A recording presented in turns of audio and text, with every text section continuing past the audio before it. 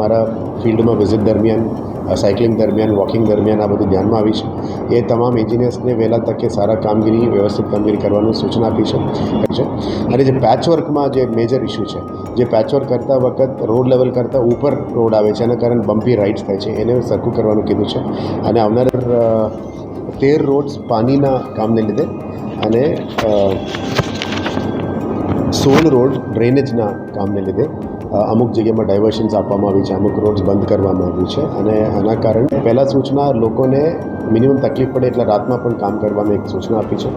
બીજું, ટ્રાફિક ડાયવર્શનને વહેલા તકે ખોલવાનું અને કામગીરી પૂરું કરવાનું પણ તાકીદ આપી છે. ત્રીજું, જે પણ કામગીરી થાય છે એ ગુણવત્તાપૂર્વક કરવાનું કીધું છે. જે ટેન્ડર કન્ડિશન્સમાં લખેલું હોય એઝ ઇટ ઇઝ, જે પહેલાં કન્ડિશનમાંથી આ જ કન્ડિશનમાં પાછા લાવવા માટે આજે એન્જિનિયર્સને સૂચના આપી છે.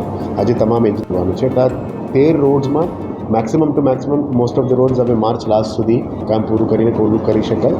અમુકમાં એપ્રિલમાં પણ થઈ જાય એવા પરિસ્થિતિમાં અત્યારે કરી રહ્યા છે. ડ્રેનેજનું 16 રોડ છે, એમાં અમુક રોડ્સ માર્ચમાં, અમુક રોડ્સ મેમાં, અમુક રોડ્સ એપ્રિલમાં કરવામાં આવશે. અને 2-3 રોડ્સ થોડું પુષ્ઠનું ટેકનોલોજીથી કરવામાં આવે એટલે થોડું લાંબુ સમયગાળાનું છે. પણ અમે એટલી જ પ્લાનિંગ કરી રહ્યા છીએ કે આ 32 રોડ વહેલા તકે ખુલ્લું મૂકીને પબ્લિકની અવર જવર માટે ઇઝી કામ થઈ શકે એ બાબતનું રિવ્યૂ કરવામાં આવ્યું.